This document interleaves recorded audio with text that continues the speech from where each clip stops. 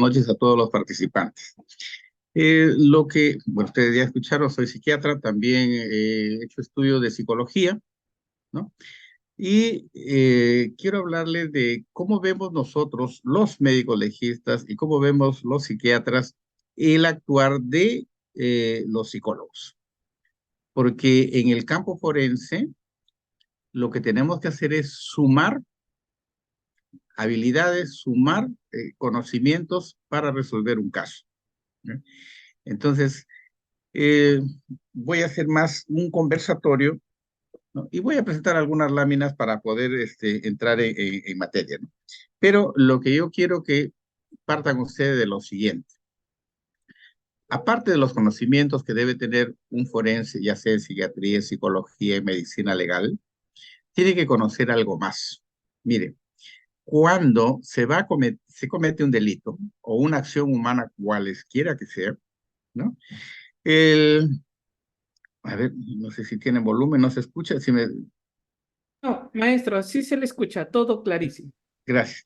Entonces, en un hecho, nosotros lo vemos como hecho delictivo, existen tres elementos infaltables. Un presunto agresor que tiene su salud mental sana, normal o alterada, tiene una personalidad o forma de ser propia de cada individuo y está viviendo una situación particular. Por ejemplo, puede estar drogado, puede estar ebrio, puede estar alterado emocionalmente, con cólera, con ira, etc. Hay un presunto agresor. Hay una presunta víctima, que como es un ser humano, también tiene su salud o enfermedad mental, ¿eh? Tiene su personalidad o forma de ser, y está también pasando alguna circunstancia particular. Puede estar enfermo, puede estar con cólera, puede estar ebria, puede estar un montón de posibilidades. Y un tercer elemento es dónde ocurre el hecho. ¿Qué le llaman? Pues escena del delito, escenario del delito, muchas formas de llamarlo. Y ese hecho se realiza en un lugar determinado, en un horario determinado. Por ejemplo, si no confluyen los tres, el delito es bien difícil que se configure. Por ejemplo, voy a imaginarme algo fantasioso. Hay un agresor sexual que quiere abusar sexualmente de una persona, ¿sí? Hay una víctima, imaginémonos, pues, ¿no? Hay varios tipos de víctimas. Imaginémonos que es una víctima que está fantasiosamente esperando que alguien abuse de ella. Ya tenemos los dos. Uno quiere abusar, la otra no la abusa. Pero están en la Plaza de Armas de Lima, en la Plaza Mayor, a las 12 del día. ¿Ustedes creen que será posible que se lleve a cabo un delito ahí? Bien difícil, ¿es cierto? Igual puede haber un violador que esté escondido en una casa abandonada, no pasa la víctima, no hay delito. Hay una víctima que está sola en su casa, ¿no? Y no entra ningún agresor, no va a haber delito. Entonces, para que haya un delito, tiene que configurar los tres. Y para eso tienen que confluir los tres. Para eso existe la criminología, que es el estudio científico de todos los agresores, de todos los criminales, la victimología, el estudio de las víctimas y cómo colaboran en la comisión de un delito, y las circunstancias, que lo estudia la criminalística. Entonces, cuando se quiera investigar un delito, tiene que concluir las tres ciencias: criminología, victimología, criminalística. ¿No es cierto? Muy bien. Entonces, aparte, tenemos más ciencias, por ejemplo, la medicina legal, que va a verificar si existen o no lesiones, por ejemplo, ¿no? La psiquiatría, para ver si tiene o no algún problema en su salud mental como consecuencia de los hechos. Psicología, que también tiene su función, vamos a ver de qué se trata, ¿no? Entonces, todos concluimos para lograr entender qué fue lo que pasó. Entonces, ese es en un primer lugar, ¿no? En segundo lugar, que ustedes tienen que recordar es que en un hecho de un tipo delictivo, como dice Vicente Garrido Genovés, hay un triple riesgo. La persona por sí misma, su naturaleza. Es decir, a mí se me ocurre que tiene problemas en el cerebro, ¿eh? una alteración cerebral por diversos motivos y por lo tanto es impulsivo, es agresivo, es violento. Él ya es así, porque estructuralmente ya es así. Es otro punto. El otro es el medio ambiente en donde se ha criado, se ha desarrollado. ¿Sí? Entonces, no es lo mismo, pues, criarse con una familia constituida que criarse en la calle. Entonces, hay que ver el contexto donde se crió, qué costumbres aprendió y todo. Y tercero, la oportunidad para que haga el hecho. Y va para todos, ¿no? En violencia intrafamiliar, por ejemplo, yo siempre les hago recordar que yo soy de Trujillo. En Trujillo existe un proverbio que dice que el muerto se vuelve más pesado cuando tiene quien lo cargue. En violencia intrafamiliar, se acepta una, se aceptan todas, por un lado. Y por otro lado, sobre las víctimas, yo no conozco una víctima que, como decía Kinsey, que cuando lo van a agredir, levante el cuello para que se lo corte. La víctima también grita, patalea, maldice, se defiende de una u otra manera, dependiendo su estructura anatómica, sus costumbres, sus creencias y un largo etcétera. ¿Eh? Y, por supuesto, tenemos que ver el contexto, ¿no? Y uno de los grandes problemas en la sociedad en el Perú es simple y sencillamente que, a pesar de que estamos en la era de las comunicaciones, no sabemos comunicarnos. Y ese es un gran problema. Siempre he dicho que los casos de violencia intrafamiliar, lo primero que debería hacerse antes de que vaya a pasar examen psicológico, psiquiátrico, todo, es que vaya a unas sesiones de comunicación, que aprendan a comunicarse, a entenderse. Y ahí vamos a ver que se van a aclarar muchísimos, muchísimos problemas antes de entrar en juicio. Porque para ustedes no será novedad de que un altísimo porcentaje de denuncias de violencia intrafamiliar terminan nuevamente regresando a la pareja. Y se arma todo un programa, ¿sí? Y al final se vuelven a amistad. Entonces ahí habría que preguntarnos por qué motivo o qué ha pasado para que haga eso, ¿no? Entonces vamos a ver, voy a compartir algunas diapositivas que necesito para entendernos primero, porque ya les dije que esto iba a ser más bien una conversación y me va a permitir a mí, a ver un ratito, me va a permitir lograr entendernos, porque si no nos entendemos las funciones, difícilmente nosotros vamos a entender el resto. ¿Eh? A ver, quiero ver si se ve. Sí, maestro, sí se puede visualizar. Ya. Entonces, insisto que esto es lo que nosotros pensamos, yo como médico, como psiquiatra, sobre la psicología forense en relación a muchos factores, entre ellos, muchas acciones, entre ellas la evaluación de la violencia de familia, que lo vamos a comentar, ¿no? Hace ya unos 500 años, ¿no? Ambrosio Paré, un psiquiatra, decía que los jueces resuelven según se les informa. Punto. Entonces, a pesar de que se diga que el juez es perito de peritos, perito peritorum se dice en latín, el juez pues no es especialista en medicina, en psiquiatría, en oftalmología, en contabilidad, etcétera. Por eso que recurre a los peritos que le ayuden a resolver un problema que él tiene en un área que desconoce, por más que se diga que es perito de perito. Y por eso es que el perito se va a convertir en los ojos del juez en una materia que él no domina. Y por lo tanto tiene que ver bien. Entonces, para informar bien, tenemos que saber lo que hacemos y tenemos que saber cómo expresarlo, cómo describirlo y qué lenguaje utilizar, porque ustedes deben comprender que el juez que es abogado, y los abogados en general no saben medicina, igual que los médicos no sabemos derecho. Y por lo tanto, hay palabras que para nosotros pueden significar una cosa, para los abogados otra. Entonces tiene que ser el lenguaje claro y preciso. Pero, ¿qué pasa acá? Las personas están confundidas en los nombres de algunos productos nuestros. Por ejemplo, a mí me gustaría tomarles una prueba para que me digan qué es un certificado, así en general. ¿Qué cosa es un informe? ¿Qué cosa es un dictamen? ¿Qué cosa es un informe técnico, científico? Y veremos que inclusive en el Código Penal se habla de informe pericial y se habla de dictamen pericial. Pueden revisarlo ustedes. Dos términos totalmente diferentes. Y tenemos que aclararlos.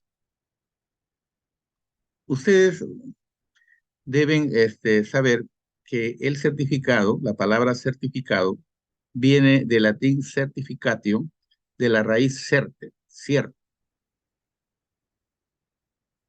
¿no? Es decir, que en el certificado, el profesional, puede ser un médico, puede ser un psicólogo, da fe de algo que es cierto.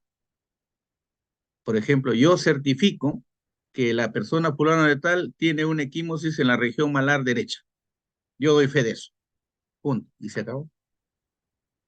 Eso es un certificado. No da más. No da más. Y obviamente, si es para fines médicos legales, se llama certificado médico legal. Si es un certificado para ver cómo es el corazón, certificado cardiológico, certificado neurológico, certificado de antecedentes, etcétera.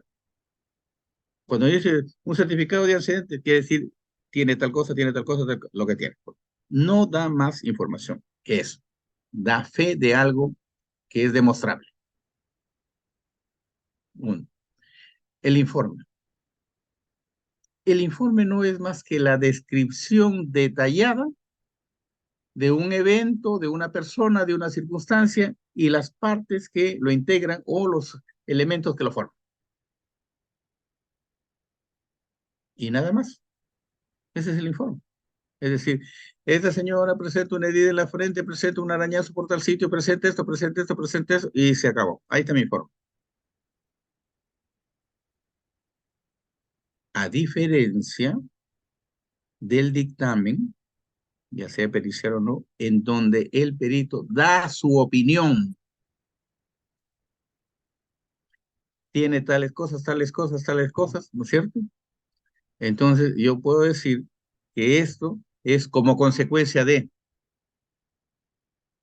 esa es mi opinión. ¿Sí? Yo puedo decir, por ejemplo, presento un desgarro en 5, desgarro en 5, y con las características yo puedo decir que eso puede haber hecho por un objeto que puede ser pene en el 90 y pico % parecido al pene, o puede haber sido con la uña, puede ser con otro objeto. Yo lo puedo decir porque soy especialista. Entonces yo doy mi opinión. Estas lesiones han sido hechas por esto, no por otra cosa. Esta persona está ansiosa, está depresiva como consecuencia de un acto de violencia familiar, asalto, violación, etcétera, no por otra cosa. Porque nosotros sabemos de que por lo menos el 32% de personas que caminan por la calle tiene problemas psiquiátricos, entre ellos ansiedad y depresión, consecuencia del estrés. Pero hay que ver cuáles por otros factores y cuáles por el hecho. Entonces, ese es el dictamen pericial. Yo ya como perito opino sobre qué fue, por qué fue y las consecuencias. Ya esa es mi opinión. Y el informe técnico, simplemente el informe técnico es eh, brindar información sobre un tema determinado y que es el top de eso. Por ejemplo, me dicen, sirva si usted realizar un informe técnico sobre la esquizofrenia. Punto. Y digo, la esquizofrenia es una enfermedad que se produce por alteración de los neurotransmisores. Lo último que se sabe de eso, informe, nada más. ¿Para qué se va a utilizar esa información? Yo no lo sé. Yo no lo sé. El juez sabrá para qué lo utiliza, pero yo le doy la última información demostrada con referencia bibliográfica, no bibliografía. La diferencia entre la referencia y la bibliografía es que la bibliografía digo, eso está en el libro tal, y la referencia bibliográfica es que yo digo el autor, el libro, la página donde se encuentra, que es mucho más fácil, ¿verdad? Entonces, el informe técnico sirve para eso, para brindar información detallada sobre una situación, un evento, una enfermedad, etc. Nada más, no opina sobre un caso particular. Por ejemplo, a mí me preguntan que haga un informe técnico sobre una necropsia. Y facilito. Agarro las partes del protocolo, digo, en este, si está bien, de acuerdo al protocolo, tiene que tener tantas partes, una, dos, tres, sí tiene, debe tener esto, tal, esto, aquí le falta, aquí le falta. Ya el perito informará por qué esa parte no lo llenó. Pues simplemente estoy viendo del último conocimiento, en ese caso el último conocimiento es el protocolo aprobado en el Ministerio Público. ¿Sí? Ahora bien, entonces, aclarados los términos, vamos a ver también que existe otra confusión, ¿no? Sobre qué cosa es un peritaje, qué cosa es una pericia, ¿no? Pero lo veremos en su debido momento. Ahora, ¿qué características reúne una evaluación psicológica en general? ¿O con qué principios se basa? El primer principio. El primer principio es la regla de McNaughton, ¿no? Entonces, miren lo que dice la regla, ¿no? En todos los casos ha de suponerse que el hombre está en su sano juicio. Bingo, para empezar. Yo no puedo partir de la premisa y mi evaluación psicológica o psiquiátrica de que este es un agresor, que este es un violador, que este tiene pérdida de control de impulsos. ¿Eh? Parto de la premisa que es una persona sana y que posee un grado de razón suficiente como para ser responsable de sus crímenes hasta que se pruebe lo contrario. Entonces yo digo, esta es una persona sana, tiene lucidez de conciencia, su inteligencia está bien, su memoria está bien, su pensamiento no está alterado, por lo tanto, esa persona se da cuenta de lo que hace y puede asumir una responsabilidad por lo que ha hecho. Y lo tengo que demostrar. Nosotros los psiquiatras mediante un examen psicopatológico y los psicólogos con las pruebas pertinentes. ¿Sí? Yo quiero decir, esta es una persona inteligente, ¿ya? Yo clínicamente lo digo, sí es inteligente, pero el psicólogo me tiene que decir, cociente global, cociente intelectual global, tanto, verbal, tanto, ejecutivo, tanto, las áreas, tal. Ok, allá digo, esta persona sí se da cuenta. Porque se tiene que demostrar. En derecho, en el campo forense, por lo menos los psiquiatras, demostramos lo que decimos. ¿No? Entonces, ¿qué dice la regla? Para establecer una defensa por razones de locura, debe probarse claramente que en el momento de cometerse el acto, el acusado obraba bajo un efecto de razón tal, causado por enfermedad de la mente, como para no conocer la naturaleza y calidad del acto que estaba realizando. Si es que partimos de decir que se prueba que la persona está mal, ha perdido la razón, ¿no? O si conocía, o si lo, o si lo conocía, no sabía que lo que estaba haciendo era injusto, ¿no? Entonces, sí, porque hay personas que no saben si eso es incorrecto, ¿no? ¿Ya? Entonces, necesitamos primero probar si la persona está sana, completamente sana, porque es una responsabilidad. Y si partimos de la premisa o llegamos a la conclusión que esa persona tiene un trastorno, tiene que hacerse, ese trastorno tiene que evaluarse en el momento en que ocurrió el hecho, no ahora. Y por eso es que cuando aparecen exámenes que dice, en la actualidad, no, en la actualidad no, pues. Usted tiene que opinar sobre el momento en que cometió el delito. Y es simple y exclusivamente ese hecho, no el resto de toda su vida, sino ese hecho, porque es por eso se lo está juzgando. Y también, ¿no? En la proclama de Marvel, ¿qué dice? Una acción solo resulta juzgable y sancionable si se ha cometido la misma con conocimiento de las consecuencias que provocaría, que el sujeto quería provocar esas circunstancias y, por último, sabía que su conducta era delictiva. Punto. Entonces, por eso es que nosotros, cuando hacemos la evaluación, en el examen preguntamos el antes, el durante y después de la circunstancia. ¿Qué hizo antes? ¿Cómo hizo el hecho? ¿Qué hizo después? ¿No? Y no nos interesa a nosotros la información como para juzgarlo. Nos interesa la información para saber cómo está su conciencia, cómo está su voluntad, cómo está, por ejemplo, se me ocurre a mí la percepción, entre otros. ¿Por qué motivo? Porque nosotros debemos saber que, como dicen en mi pueblo, la emoción nubla la razón. Es decir, que cuando una persona está alterado emocionalmente, llámese cólera o ira o rabia, como quieran llamarlo, celos, miedo, está enamorado o siente deseo de venganza, etcétera, se altera mentalmente, se altera mentalmente. ¿Sí? Entonces, aquí hay que ver qué alteraciones tuvo en la conciencia, si se daba cuenta de lo que hacía o no, si recuerda lo que hacía, si tenía voluntad para adoptar, obrar una u otra forma. Sí, eso nos interesa. No obtener la información para que lo castigue, no, sino para saber cómo estaba su estado de conciencia. Y por eso es que no es aceptable que en una evaluación psicológica o psiquiátrica se haga un interrogatorio, porque existe una diferencia entre interrogatorio y entrevista.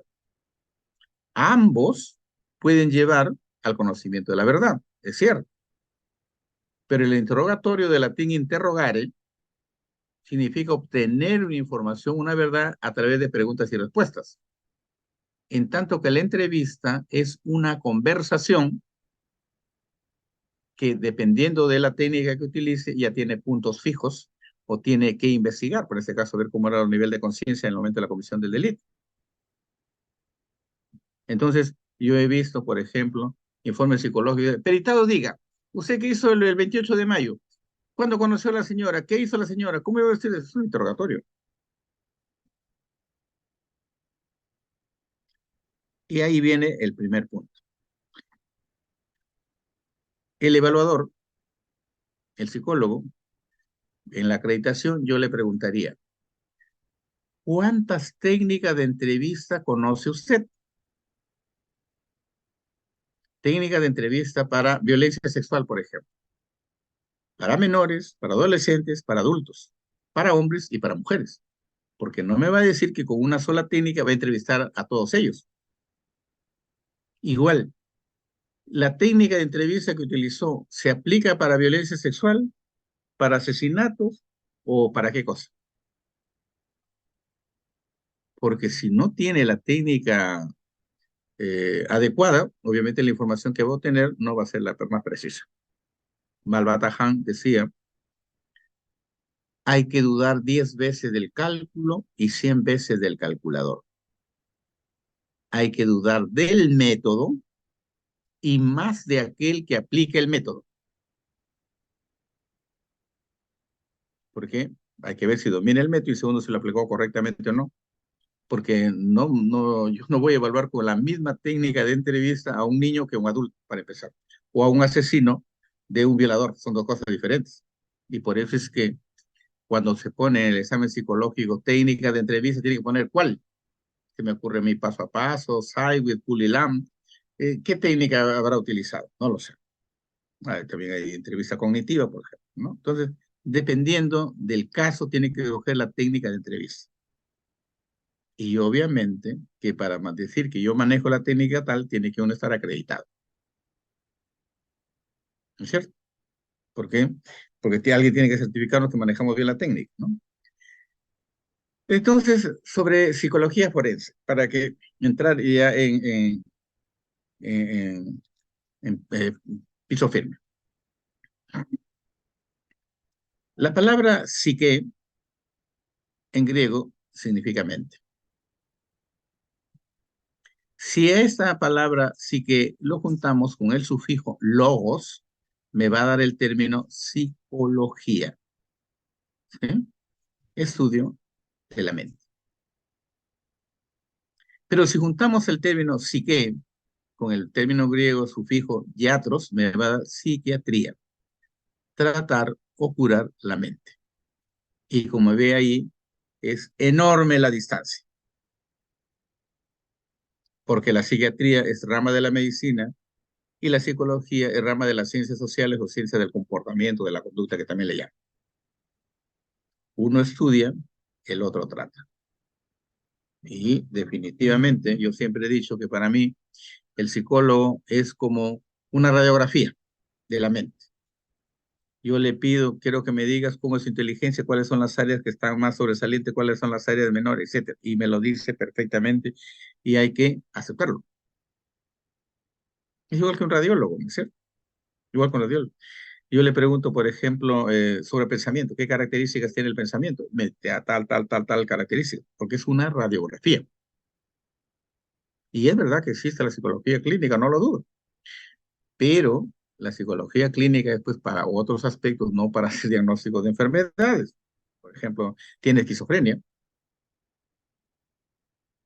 ¿no es cierto? No, que para hay otras cosas estamos de acuerdo, que me diga, piensa de esa manera, siente de esta manera, su conciencia está al nivel, etcétera, o su yo está funcionando de esa manera. Todos los psicólogos y psiquiatras sabemos que existe, por ejemplo, el EFI, que me permite a mí evaluar las funciones del yo. Y evaluando las funciones del yo puedo decir si esa persona se acuerda o no. ¿Eh? Entonces, ese trabajo lo hacemos los psiquiatras también, lo hacemos los psicólogos, etcétera, ¿no? ¿Y qué estudia? Porque muchas veces se le pide al psicólogo cosas que no, al forense, cosas que no están en su campo. La psicología en general estudia dos cosas, los procesos y la conducta. El proceso es un evento interno que no se ve, no puede ser observada por otra persona. Por ejemplo, los pensamientos, las emociones. Eso no se ve. Nosotros no vemos eso. Y eso se llama procesos. Pero lo que sí vemos es las manifestaciones de eso, que se llama conducta. Por ejemplo, vemos una persona caminar, una persona bailar, cortar un árbol, etcétera.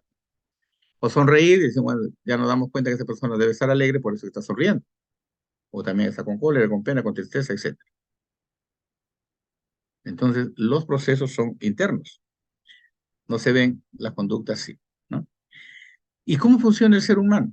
Mire, lo primero que el ser humano experimenta es algo que se llama emociones, o la parte afectiva. Nadie me va a negar que un niño de 6 meses no piensa, pero sí siente. Siente hambre, siente miedo, siente frío, etc. No es motivo de la clase, pero sepan que eso es así. Posteriormente a eso, ya aparecen los pensamientos. O sea, los pensamientos son posteriores a las emociones. Y por eso se supone que se puede controlar, los pensamientos controlan las emociones. Parcialmente no es cierto del todo. Y en forma independiente, o sea, las emociones y los pensamientos pueden generar una conducta. Pero cuando hay una correlación entre pensamientos, o mejor, sentimientos, pensamientos y conducta, se dice que esa persona está actuando correctamente, de forma congruente. Porque si no, decimos que hay una incongruencia, ¿no? Entre la idea, entre lo que se piensa, ideo, praxis, afectiva. Hay una incongruencia entre lo que está diciendo, lo que está sintiendo y lo que está haciendo. Es decir, en otras palabras, está alterado. ¿Sí? Entonces, resumiendo, los procesos no se ven, acá están las emociones, los pensamientos, la conducta sí la vemos. Las emociones generan conducta, los pensamientos generan conducta, las emociones generan pensamientos, los pensamientos generan emociones, y los dos juntos también una conducta, que eso sí lo que vemos. Entonces, la persona piensa, siente y actúa. Y eso me muestra que esa persona es normal. Primero están las emociones, luego los pensamientos, y los dos generan la conducta. No se olviden. Entonces, eso me lleva que cuando hay un conflicto intrafamiliar, Algo tiene que estar sintiendo, ¿no? El agresor y las víctimas. ¿Qué siente él? ¿Qué siente ella? Importante. ¿Qué piensa él? ¿Qué piensa ella? ¿Qué piensan de la situación? ¿Y qué han hecho sobre eso? ¿Cómo actúa ella ante esa situación? ¿Cómo actúa él ante esa situación? Para que haya un conflicto se requiere que haya mínimo dos, ¿o no? Y tiene que ser con ideas encontradas. Eso ya lo vimos, ¿no? Muy bien. Entonces, bajo esa idea, veamos que hay una diferencia entre lo que se llama psicología forense y psicología clínica, ¿no? Y por supuesto que este es importante, porque yo he visto casos acá en Lima en donde a psicólogos los han acusado de que han solicitado mayor información, que han actuado mal, etcétera, etcétera, porque la persona que se queja obviamente no sabe psicología, no sabe psiquiatría y no sabe cuál es la función que tiene cada uno de ellos. Entonces, nosotros, para que quede bien claro el papel que cumple el psicólogo, hay que decir que hay una diferencia entre el psicólogo que trabaja en su consultorio, psicología clínica y el forense. El psicólogo atiende a un paciente, a un consultante. El clínico, el forense, a una persona que esté en conflicto con la ley. Ahí hay una diferencia. Mientras que en la psicología clínica, cualquier persona va a buscar un alivio, una curación a su enfermedad. En psicología forense lo que busca es justicia. En psicología clínica busca ayuda. ¿Eh? Él busca ayuda.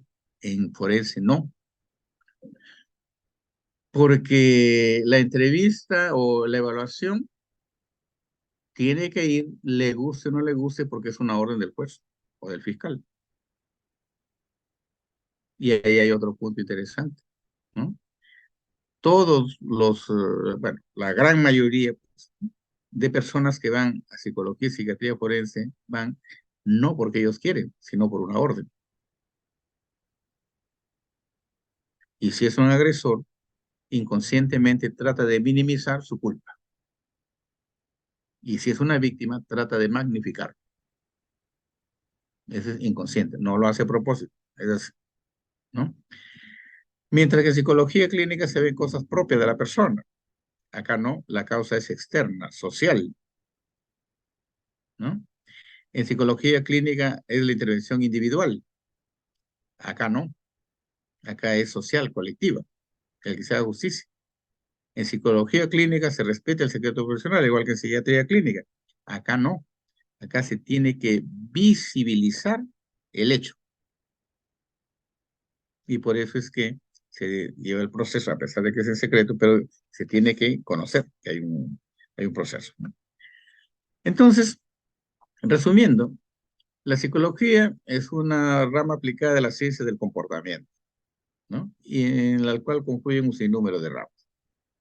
La técnica que utiliza es la peritación eh, psicológica. Y el fundamento, simplemente en que ya se conoce, como son expertos en conducta, ya conocen cuál es lo normal, cuál es lo alterado. Y por eso es que nos puede decir, esta persona tiene tales funciones normales, tiene estas alteradas, ¿no? ¿Qué enfermedad tendrá? Esa es otra cosa ya para decirse en otros profesionales, ¿no? Pero lo que debe buscar siempre, o se le debe exigir siempre a un psicólogo forense, es que nos diga con precisión si en el momento de la comisión del delito esta persona tenía alguna alteración en su conciencia, ¿no? Que le llevó a alterar su comportamiento. Si la persona, ¿no? A lo mejor no quiso dañar a nadie, pero resultó dañándolo. Si tenía la oportunidad de evitarlo o no, ¿no? O si tiene problemas en la memoria, por ejemplo, o las está imaginando. Porque hay cosas que se ven en forma retrospectiva, ¿no? Por ejemplo, ¿qué hizo? Así como ustedes deben saber, que así como existe el dosaje etílico para ver si esta persona está sobria o ebria, o qué nivel de ebriedad tiene, y si estamos en un lugar donde no hay laboratorio para hacer el dosaje etílico, ¿se salvó? Mm, mm. Existe una tabla que se llama tabla de Dubovsky, que me permite a mí, por el comportamiento de la persona, hacer una inducción, ¿no? De cuánto de alcohol tendría en sangre, porque ya se estudió. Cuánto tiene esa persona en sangre de tal a tal, tiene tanto de alcohol y actúa de esa manera, de tal a tal, actúa de esa manera, de tal a tal, actúa de esa manera. Y ya se sabe. Y por eso es que se detalla, pues, ¿no? Y hay aquí algunas ideas encontradas. Por ejemplo, si yo quiero saber el comportamiento de una persona, yo debería tener la oportunidad de ver a otros testigos. He tenido la oportunidad, por cierto, de otras personas que estuvieron en el mismo lugar. Y yo me hizo esta cosa, hizo esto, y yo ya sé cuánto de alcohol tenía en sangre por el comportamiento. ¿Ya? No es reciente. ¿Ya? Mm, El poeta Eubulo, griego, más o menos el año cuando sería 600, creo, antes de la era común, escribía: la primera copa es para la salud, la segunda para la amistad y el amor. Tras la tercera copa, los invitados inteligentes se van a casa. La cuarta para la agresión, la quinta para la orgía embriagada. O sea, ya lo describió. O sea, conforme va subiendo el alcohol, va cambiando uno de conducta. Entonces, si no hay, por ejemplo, dosaje etílico, porque ya pasó varias horas,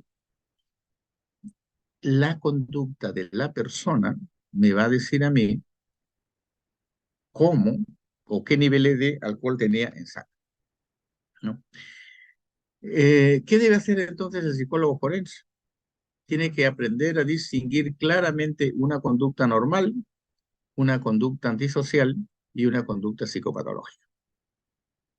Las tres cosas, ¿no? Porque hay cosas que para los norteños son normales que para los de la sierra o de la selva son diferentes.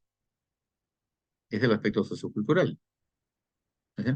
Para la gente de la selva, por ejemplo, caminan semidesnudos y no llama la atención a nadie, es su cultura.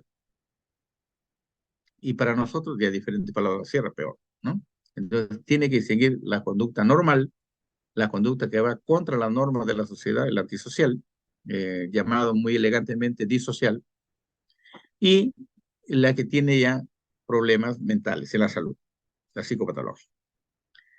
Segundo, tiene que estar actualizado el manejo de test o instrumentos, ¿no? De acuerdo a la edad, el sexo y el área que se quiere explorar, ¿no? Y por supuesto, el psicólogo, como el psiquiatra, está obligado a explicar los mecanismos de la conducta humana normal, anormal y patológica. Y esa es la obligación, ¿no? Hay mecanismos de defensa normal, hay mecanismos de defensa que lo hacen los llamados neuróticos, los que tienen problemas de ansiedad, y lo que hacen también los psicóticos, las personas que han perdido la razón. Pero es una conducta normal, ¿no es cierto? Mire, por ejemplo, una conducta normal, o mejor, un mecanismo de defensa normal, es la mentira. Si a usted lo asaltan y el ladrón le dice: ¿tienes plata? ¿Qué contestan? No, tengo 800 soles en mi bolsillo escondido. ¿Así le contestan? Así tenga, ¿qué dice? No tengo. Es un mecanismo de defensa normal, ¿no? Entonces, el que una persona miente no es que esté enfermo ni nada, ni sea psicópata, es normal.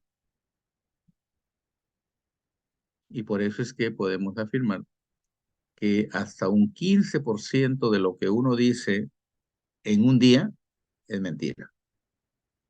Hay algunos que mienten como el 1%, otros como el 15%. ¿Sí? Paul Ekman dice que uno dice una mentira entre 3 a 5 minutos. Cada 3, 5 minutos estamos diciendo una mentira. ¿Ya? Entonces, porque es normal, el mecanismo de defensa normal, ¿no? Otro mecanismo que uno usa normalmente es la evasión. Cuando te preguntan algo que sabes que va a ser riesgoso para ti, Simplemente dice, no, no quiero hablar de ese tema. No me acuerdo. Es normal. Es un mecanismo que se está defendiendo normalmente. Tercero, que tiene que determinar con claridad y precisión cómo es la conducta de la persona en general y cómo es la conducta en un momento determinado. Porque para nadie también es un secreto que hay personas que son muy tranquilitas en la casa, pero de repente hacen una barbaridad, ¿no? Y uno dice, ¿por qué motivo? Pues es una buena persona, yo le he conocido, ¿por qué? Ah, porque tenemos rasgos de personalidad que están ahí secundarios, por ejemplo, que están como dormidos y que en un momento determinado saltan. Entonces, cuando se diga presenta rasgos de personalidad tal, uno tiene que señalar qué rasgos son y si son primarios, si son secundarios o cardinales, o según el caso. Se debe considerar siempre los factores ambientales, ¿no? La familia, el estatus sociocultural, el factor económico, etcétera, ¿no? Que han determinado y han desencadenado el acto supuestamente delictivo. Yo no le puedo exigir, por ejemplo, a una persona, a un niño que se ha creado en la calle, que compre comida, porque se ha acostumbrado a robar para poder sobrevivir, ¿o no? Yo no le puedo exigir eso. Este es un ladrón, ha robado comida, no, es otra cosa.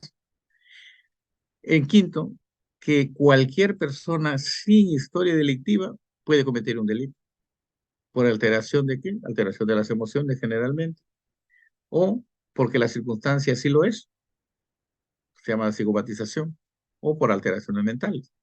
Ustedes han visto, también no es novedad, de que hay personas que cambian su conducta de ciertas circunstancias. Por ejemplo, ¿no? Yo tengo un vecino que usted lo ve ahí caminando, así todo avergonzado, buenos días, calladito.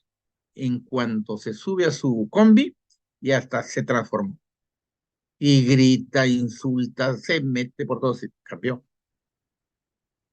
Conozco un montón de policías que están calladitos, así que no hacen nada, no matan ni una mosca. Se pone su uniforme, su vara y su pistola, ya cambiaron, se vuelven ramos. Y ve a los chicos que son tranquilos en su casa, se van a un partido en las barras bravas, ¿qué hacen? Barbaridad. Se transforma, ¿es cierto? Porque tenían rasgos que estaban ahí dormidos. Entonces, y no tienen antecedentes, pero se transforma. Entonces, y también se tiene que saber de que cualquier persona estamos expuestos a que desestabilicen nuestra salud mental, por supuesto, ¿no? Y con ello nos lleva a la alteración de nuestro comportamiento, ¿no? Para nadie es un secreto que esta es una sociedad violenta, agresiva, y los niveles de estrés en la calle son altos, en el trabajo son altos y en la casa otro tanto. Y viene el hombre bajo efecto del estrés y la mamá está en la casa bajo efecto del estrés por la crianza de los hijos, por ciertos problemas económicos que hay, por lo que fuere, ¿no? El hombre, para tratar de hacerse notar y calmar su estrés, grita y la mujer le responde con otro grito y empezó la pelea. ¿Eh? No se puede apagar el fuego con gasolina. Y por eso es que en los casos de violencia intrafamiliar, lo ideal sería que se vea al agresor y a la víctima para tener las dos versiones del hecho y así uno poder deducir con mayor precisión qué es lo que pasó, ¿no? Entonces, cuando se comete un delito, lo ideal sería evaluar multidisciplinariamente a una persona. Y no solamente multidisciplinariamente, sino también multimétodo, usando varios métodos. Y cada uno de nosotros tiene su propio método, ¿es cierto? Entonces, eso nos va a ayudar a entender mejor, ¿no? Y por supuesto, multientrevistas. Es decir, si yo sé que en la familia hay un problema del papá con la mamá, los hijos seguramente han visto la pelea. Y entonces ahí el evaluar a terceros nos va a ayudar a nosotros a esclarecer mejor el hecho. Evaluar al agresor, evaluar a la víctima y a los que están alrededor, en este caso los hijos. Daría mayor claridad. Y por eso es que cuando nosotros analizamos un caso forense, por lo menos yo estoy especializado en evaluación de torturas y violencia sexual, ¿no? Vemos la parte física, lo ve el médico legista, pero cómo está constituido y cómo funciona mentalmente una persona, lo ve el psicólogo. Es decir, cuánto de inteligencia tiene, cómo son sus impulsos, cómo es su agresividad, etcétera. Y si presenta alteraciones mentales, eso lo vemos los psiquiatras, por eso somos médicos especializados en el área. Entonces, como ven, hay trabajo para todos y la idea es que verlo todos para poder así hacer una buena. En el Perú existe un problema y el médico legista opina por su parte, el psicólogo opina por su parte, el psiquiatra opina por su parte. ¿Y quién integra? El juez, que es abogado, no sabe psiquiatría, no sabe medicina legal, no sabe psicología. ¿Cómo va a integrar todo eso? Pero así funciona nuestro sistema. Así funciona. Entonces, no debería ser integral, como le digo, multimétodo, como para poder nosotros ver si funciona o no, o cómo ayudamos a resolver ese conflicto, ¿no? Otro punto, Meyer, ¿no?, decía que el estudio del hombre como criatura biológica natural, cuya total biografía tiene importancia, vale decir que el individuo es un ente dinámico, no se olviden, cambiante, en el que no solo su herencia biológica personal debe ser tomada en cuenta, sino también sus obligaciones intelectuales, el ambiente social, las influencias culturales y su propia experiencia personal. ¿Cierto? Y por eso es que en el rubro de psicobiografía, nosotros averiguamos esto, las experiencias personales. Pero también aquí hay un punto adicional, después vamos a hablar de los errores en los peritajes psicológicos, es el tiempo. No lo sé, pero aquí en Lima nosotros tenemos las citas para pacientes, para usuarios, tanto en psicología como en psiquiatría, para el mes de febrero.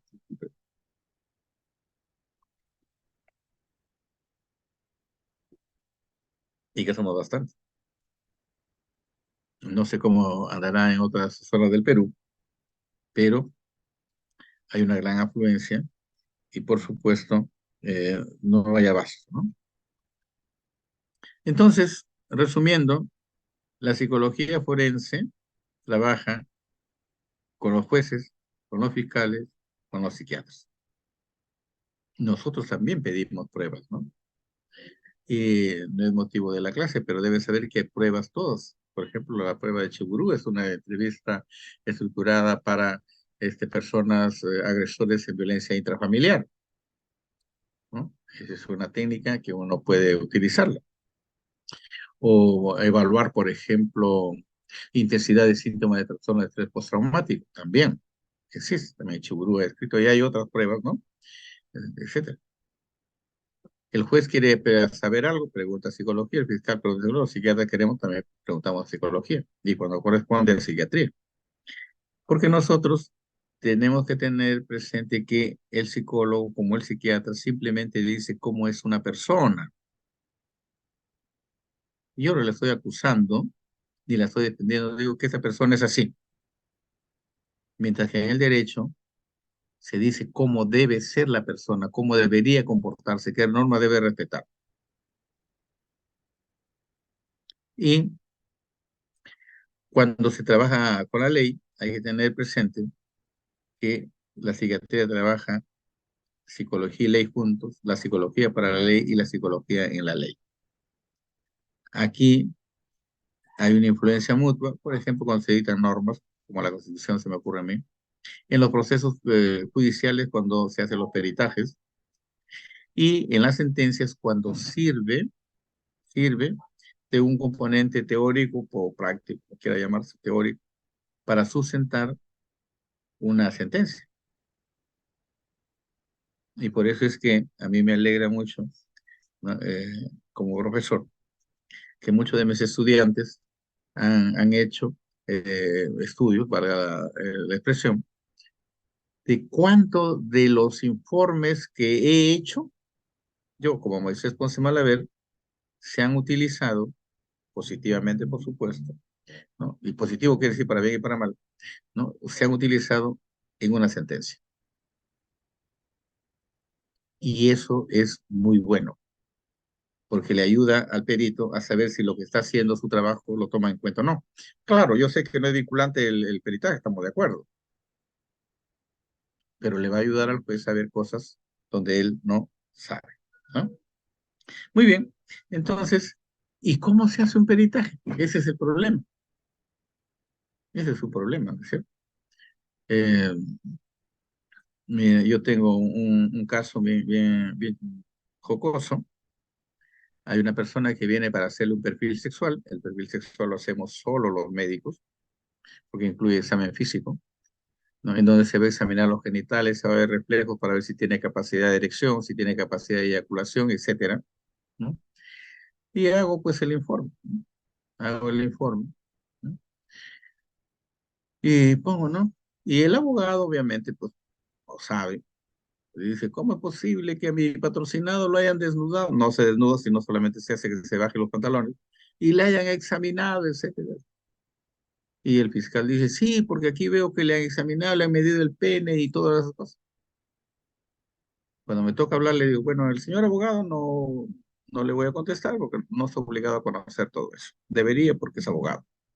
Lo lamentable es que el señor fiscal se ha olvidado de la resolución de la Fiscalía de la Nación 523-97, en donde dice qué partes debe tener el perfil sexual, cómo se debe examinar, medir el pene, medir los testículos, etcétera, etcétera.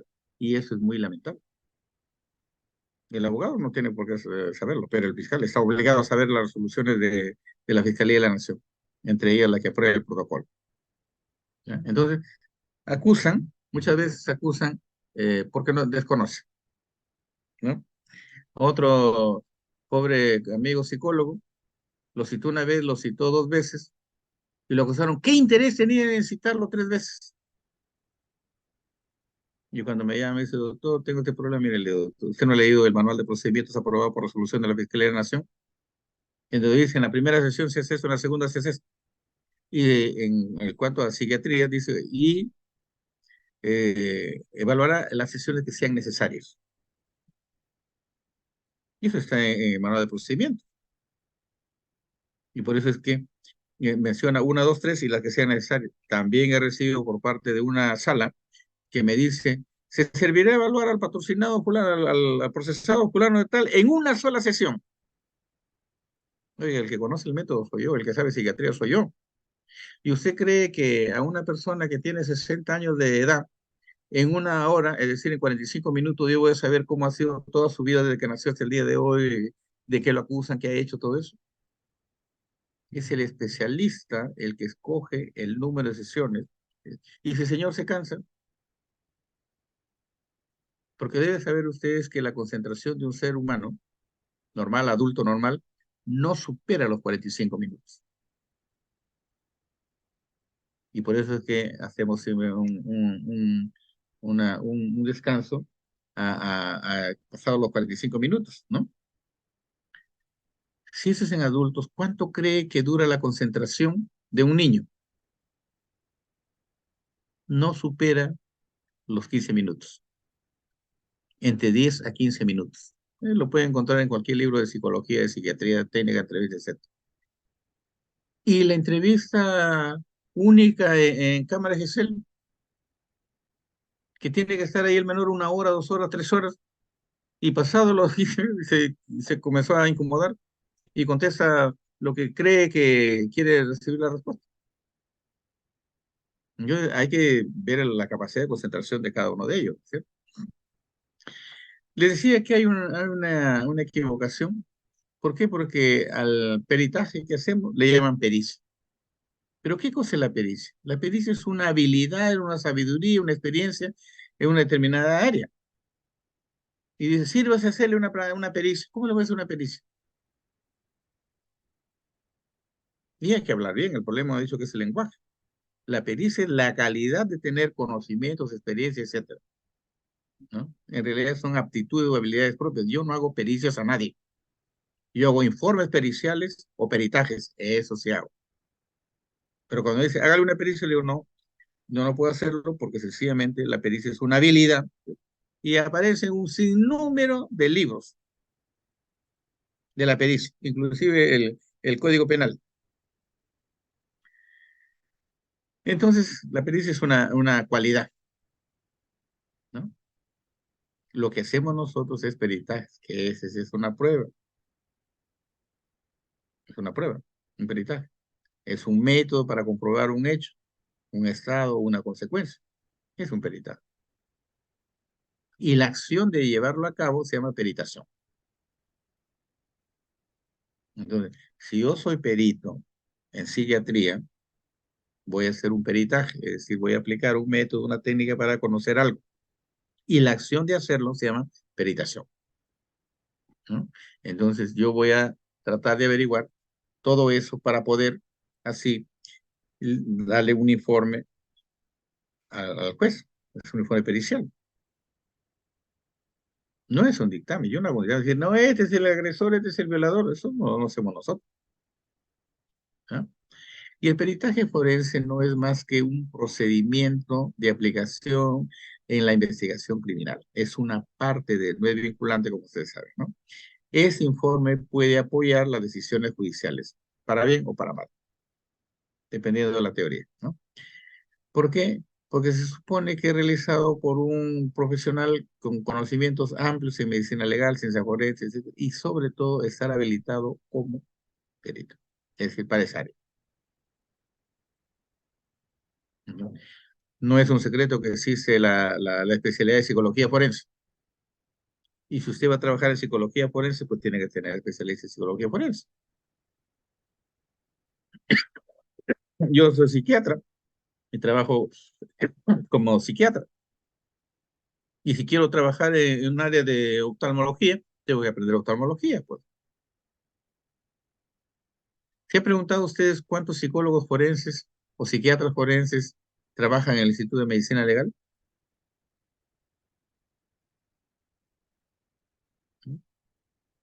En psiquiatría forense yo les puedo asegurar que solamente existimos tres psiquiatras forenses, así. También hay colegas psiquiatras que trabajan en psiquiatría forense, pero la formación forense es otra cosa. Igual que conozco cientos de médicos que trabajan como médico legista, ejercen la función médico legal, pero no son especialistas en medicina legal. Entonces, en la acreditación del perito hay que resaltar esa área. Y la llamada, entre comillas, pericia psicológica es un informe que se realiza luego de haber estudiado y analizado el caso, ¿no? Dura varias horas, ¿no? Y es generalmente, bueno, la pandemia se comenzó a hacer vía virtual, que no es lo más adecuado, porque usted tiene que ver no solo el lenguaje corporal, el gestual, la postura, etcétera, etcétera, y eso no se ve por virtual. Por ejemplo, ustedes solamente me ven la cabeza y que estoy con saco y corbata. ¿Y cómo saben si estoy con zapatos o no? O si estoy moviendo los pies. No se sabe. Por eso es que lo ideal de los peritajes es que sean presenciales, ¿no? Es el fundamento legal, ¿no? Existe, obviamente, ¿no? Hay la ley del trabajo del psicólogo, su reglamento, el código de ética y el manual de procedimiento del nuevo Código Procesal Penal del Ministerio Público, y ahí aparece en la página 100 y 101 la función del psicólogo y también la función del psiquiatra, ¿no?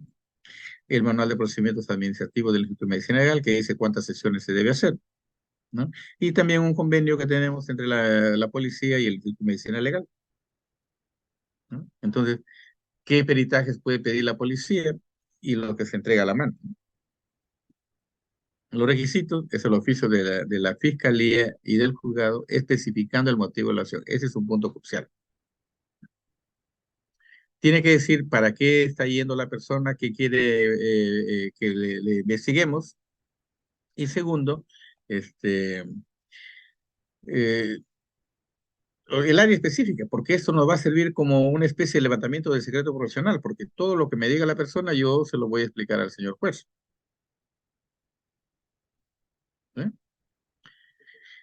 Se realiza por psicólogos especializados en psicología forense, por supuesto, eh, especializados, es decir, que hayan hecho estudios, puede que tengan título de especialista o no, pero se han especializado en esa área, en formatos oficiales aprobados por el Ministerio Público. Nadie inventa su propio formato, ya esté especificado ahí, ¿no?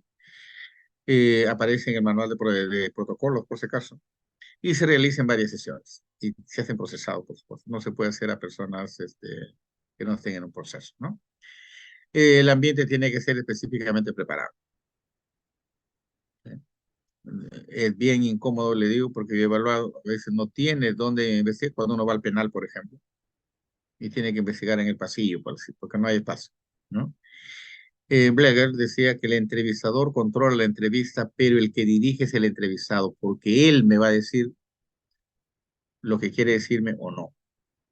Entonces, para eso se necesita conocer técnicas especiales para poder obtener la información de un hecho determinado. Si yo no sé cómo ocurren las violaciones, ¿qué le voy a preguntar a la persona?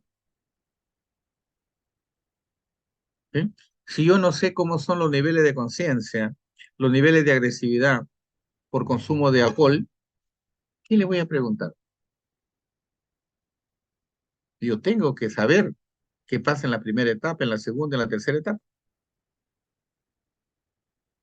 y explicarlo, ¿no? A mí me gustaría explicarles cómo es el efecto del alcohol en una persona a través de las horas y por qué motivo algunos ebrios dicen, hay una parte que no me acuerdo de esa parte, no me acuerdo de la otra, ¿va? Tiene toda una explicación, pero no es cierto que digan, entre las 10 y las 12 no me acuerdo, eso es falso, eso es falso, ¿ya? Ese tipo de laguna mental es de viveza, no es de ebriedad, ¿no? A menos que se haya quedado dormido. Entonces, el entrevistador va a asumir un rol fijo, con objetivos específicos. Yo ya sé lo que quiero averiguar. Pero cuando pones, si vas a hacer una evaluación psicológica por violencia familiar, ya no te dijo nada. Yo he recibido oficios, tengo ahí un trabajo que estamos haciendo de los oficios que remite la Fiscalía y el Poder Judicial, en donde tengo uno que dice, una fiscal, sírvase a actuar de acuerdo a sus atribuciones. ¿Y qué atribuciones tiene pues el médico, el psicólogo? No tiene ninguna. Usted tiene que decirme, examinen el ojo derecho. Ya está. Quiero saber cómo es esta persona, su personalidad, su salud mental, cómo es su impulsividad, agresividad, lo que fuere. Ya me dice, yo lo averiguo, ¿no? Observamos la conducta del evaluado para sacar conclusiones de la forma que actúa. Porque generalmente repite las mismas frases, las mismas respuestas, etcétera, ¿no? Y esos estribillos ya nosotros sabemos lo que significa. El entrevistado no está motivado, viene por una orden, ¿sí? Y por eso es que no quiere contestar. Tercero o el sexto, hay que aclararle la profesión, porque aquí en el Perú a todo el mundo doctorean, ¿sí? Hay doctor psicólogo, doctor, no, no, pues es psicólogo, yo soy psiquiatra, yo soy médico, ¿no? Hay que explicarle la profesión, por supuesto, solicitar el consentimiento, siempre solicita consentimiento antes de empezar, ¿no? Y hay que decirle que tiene que concurrir las veces que se lo cita, porque si no va, es como si no hubiera venido. Falta una y no va. La primera entrevista es la más dirigida, efectivamente. ¿Por qué? Porque le preguntamos todos sus datos y generalmente le preguntamos cuál es el motivo por el que han enviado para hacer esa evaluación. Es decir, ¿por qué motivo la denuncia? En otras palabras. No se debe realizar entrevistas prolongadas porque cansa. Y especialmente los que están poco motivados, especialmente los niños. Hay que observar a través del lenguaje corporal cómo camina, cómo habla, qué gestos hace, etcétera, si porta documentos o no.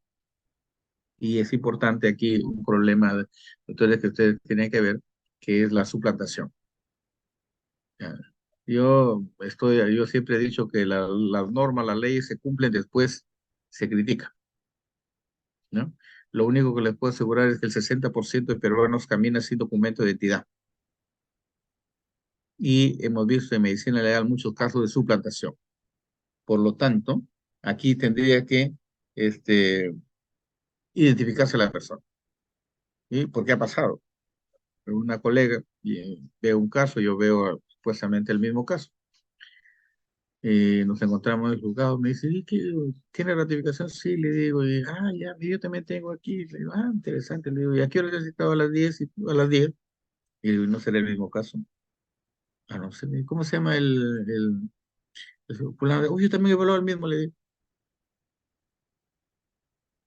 Y cuando vamos al juzgado, uno dice, se ratifica, etcétera, etcétera. Y el abogado dice, ¿puede reconocer a quién evaluó? Le digo, sí, es el señor que está ahí. ¿Y usted, doctora, puede reconocer? No, a ver, permíteme leer el peritaje. Bueno, uy, es un gordito. No, no es aquí. Y resulta de que ella había evaluado supuestamente una persona que tenía esquizofrenia, y yo evalué una persona que estaba cuerda, sana, sana. Según ella, había ido un gordito, pero según mi opinión, según lo que yo he hecho, no, es el señor porque él ha escrito su consentimiento de puño y letra y ha puesto su impresión dactilar. Si me puede mentir en los datos que ha llenado, estamos de acuerdo, pero la impresión, a eso por lo menos es más certera, ¿no? Igual, por ejemplo, yo veo un caso donde hay una amiga psicóloga, vamos a un juicio en pareja, trabajamos juntos nosotros, ¿no? Y dice el, el, el abogado, no, dice que tiene que en la prueba tal ha salido tal cosa, etcétera. ¿Cómo sé que lo ha llenado? Y ustedes deben saber que un altísimo porcentaje de psicólogos no le hace que la persona coloque sus datos en las pruebas que realiza. Nosotros que trabajamos en derechos humanos, sí, coloca sus datos y su impresión dactilar. Y cuando le preguntan eso, la psicóloga dice, no, no, no, yo tengo aquí las pruebas que él los ha llenado de puño y letra y está con su huellita, aquí está, le tapó la boca. Sí, porque yo puedo haber llenado mal o no, pero cuando él lo llena y pone su huellita, difícil. La primera entrevista, explicamos para qué viene, el número de duración de las entrevistas, etcétera. ¿Eh? Eh, Hay que decirle que todo lo que él nos diga va a constar en el informe y que eso lo van a leer el fiscal, el juez, los abogados, ¿no? Eh, Hay que contrastar lo que nos refiere la entrevista con lo que figura en la denuncia o en la demanda, porque supone que ahí han ocurrido algunos casos. Miren, ¿qué dice? ¿No? Y cuando llegué del colegio, mi papá me tiró una cachetada, me caí al suelo, me agarró de los pelos, me subió por la escalera y me violó en el segundo piso. Ah, hay que creerle su relato. Y hablando con la fiscal, me dicen, segundo piso, sí, así, así nos ha dicho. Y yo le hice una validación del testimonio y le digo, para mí el relato no es creíble. ¿Estás seguro? Le digo, sí, así está. Y me dice, ¿quiere conocer la casa? Vamos a conocerla. Era un solo corralón donde tenía, bueno, un costado la cocina, en otro costado la cama, en otro costado la sala y así. Y no había escalera ni nada, pero la menor aseguraba que le había jalado los pelos y le había subido al segundo piso, ¿no? Entonces, hay que pedirle los detalles, aclarar dudas, ¿no? Los datos pueden ser por escrito o con microcámaras. Yo prefiero utilizar microcámara, ¿no? Y con la microcámara se va grabando y le pregunto, me ha pasado. eh, Las preguntas con respuestas sugeridas se pueden demostrar así con la microcámara, con la cámara. O si no, dice, hay un señor que dice, no, y el doctor me preguntó esto sobre esto, sobre esto. Yo jamás le pregunto porque yo soy muy estricto en lo que me encomienda. Y dice, sí, él me preguntó estas cosas. Bueno, le digo, señor presidente, si usted me levanta el secreto profesional, yo le voy a mostrar algo que contradice totalmente lo que dice el señor procesado. Bien, no hay nada. Señor secretario, levante el secreto profesional. Le digo, tengo la filmación de la entrevista. Muy bien. Y le puedo sí, por supuesto, es documento oficial, está en el Instituto de Medicina Legal, es oficial, la cámara es oficial, no es mi cámara. Ordénese la visualización y los puntos que ha dicho, tal, tal, tal, porque él dijo que yo le había preguntado sobre una cosa de otra cosa, que no venía al caso, supuestamente.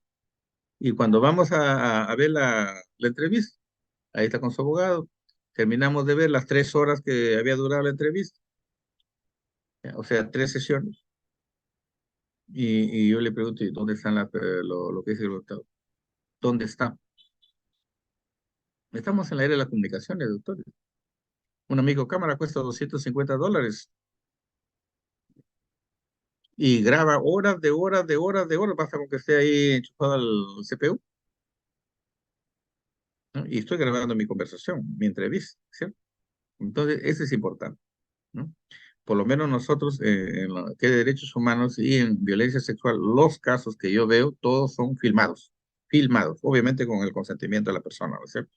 Y se guardan en el archivo de medicina legal. Cuando alguien dude de que me preguntó mal, me dijo tal cosa, no, señor, ahí está el vídeo, ustedes pueden ver por su desengañarse por su propio medio. La segunda entrevista se toman las pruebas, ¿no? Vemos nuestra hipótesis de trabajo, ¿no? Somos imparciales, neutrales, todo. No usamos adjetivos, ni críticas, ni preguntas sugeridas con respuestas sugeridas. Y la tercera sesión es el análisis de los resultados, la prueba psicológica, la dinámica familiar, etcétera.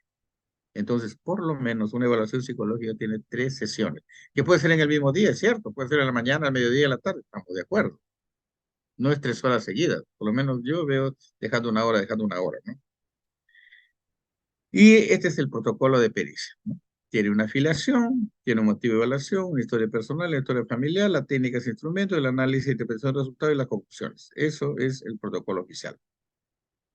Y de acuerdo a la ley 24128, dice que el Instituto de Medicina Legal es el órgano rector del sistema de peritaje en el Perú. Por lo tanto, los modelos de peritajes deben usarse, obviamente, también por aquella persona que quiera hacer un peritaje, ya sea privado. Los datos. Es interesante, por ejemplo, ver la dominancia y el diminutivo. ¿Por qué la dominancia? Para ver con qué mano pues agrede más. Miren, vamos a imaginarnos de que una persona va a disparar. Si ustedes se dan cuenta, mi mano tiene un ángulo acá. O sea, si soy diestro, usted apunta, soy diestro, tiene un ángulo. Y si lo hago con la izquierda, tiene otro ángulo. Entonces, se va para un lado, se va para otro lado. A menos que agarre la pistola, ¿sí? Entonces, yo puedo precisar la ubicación agresor-víctima. Segundo, si yo soy diestro y quiero agredir a alguien que está enfrente mío, ¿en qué parte del cuerpo estarían las lesiones? ¿En la izquierda o en la derecha? Y obviamente que es en la izquierda, porque soy diestro. Pero si fuera zurdo, seguro que está en el lado derecho, ¿no? A menos que lo haya cogido por la espalda o por el costado, ¿no? Eso tiene que explicarlo, obviamente, el perito. El perito tiene que explicar por qué aparece aquí la equimosis y la otra aparece por acá y por qué no aparece en el otro lado. Esa es la labor del perito. Igual yo veo, por ejemplo, critico a mis colegas en sexología. Soy especialista en sexología por eso. Y clínica también. ¿Qué dicen los colegas? Desgarro en 6, desgarro en 8. Pues para eso entreno yo a una técnica nada más que vea, tiene una herida acá, tiene una herida ahí, y se acabó el asunto, no necesito que sea médico. Entonces el médico tiene que decirme, esa persona tiene estas lesiones que se han producido estando de costado, de pie, de espalda, boca abajo, etcétera, etcétera. Y eso lo ha hecho un instrumento que tiene una curvatura a la derecha, curvatura a la izquierda, porque nadie penetra directamente. Y eso tiene que explicarlo el perito. Pero aquí solamente desgarran 5, desgarran 6 signos de despoblación reciente, despoblación antigua y se acabó. Y ustedes deben saber, por ejemplo, en medicina, que tienen que hacerse una buena descripción. Lo importante es tener una lupita. Y que nosotros podríamos hacer, hay casos, por si acaso, hay 2 casos que yo he visto, ¿no? En donde los colegas, hay uno de ellos así es un estudiante mío, que hizo una correcta descripción. Y deben saber ustedes, participantes, de que uno puede decir que tiene 3 días de haber sido explorado, 4 días, 5 días, 6 días, 7 días. Pero para evitar más problemas, los médicos decimos menos de 10, más de 10. Pero clínicamente, o sea, mirando, se puede saber si tiene 3, 4, 5, 6. Y de uno, pues, de uno para arriba, ¿no? Entonces, uno está sangrando todavía, ¿es cierto? Entonces, para eso es sirve la cosa. Dominancia, el diminutivo, ¿cómo le llaman? Y hay un trabajo muy bonito del doctor Alba Quiñones, que fue mi profesor, que es el estudio del significado de los apodos. ¿Y por qué la gente le pone un apodo a alguien? Por una cualidad que tiene, o que ellos lo han visto, o que se repite constantemente, ¿no? En el momento, en el motivo de evaluación, es interesante que tiene que ponerse de todas maneras el número del oficio, el número juzgado, fiscalía, que lo solicite. Y debe señalar específicamente el motivo de evaluación y el delito que investiga. Ese es obligatorio. ¿Ya?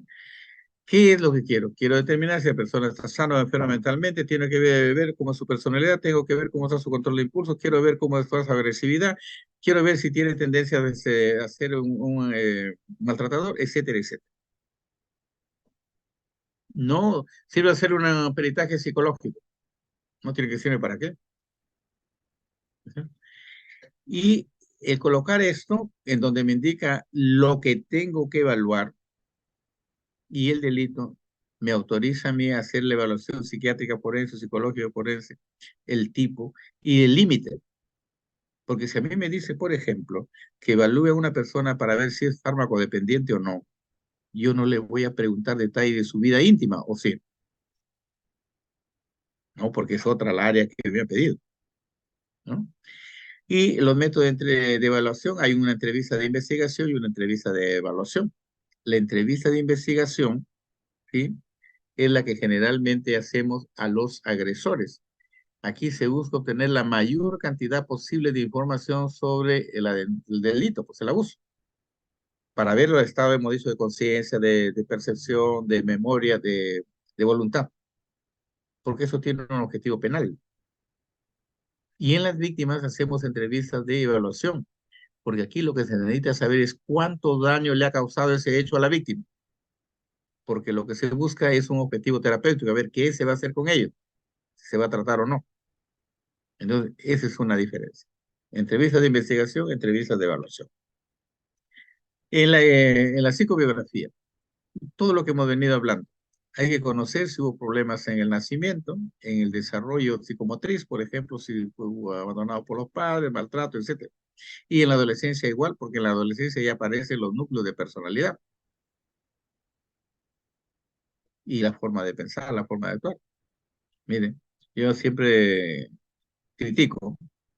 Dice, no, pero este es un menor de 18 años, es de acuerdo al artículo 20. Oiga, le digo un momentito. Que los adolescentes, no, pues los menores de 18 años no pueden tomar decisiones trascendentales, falso.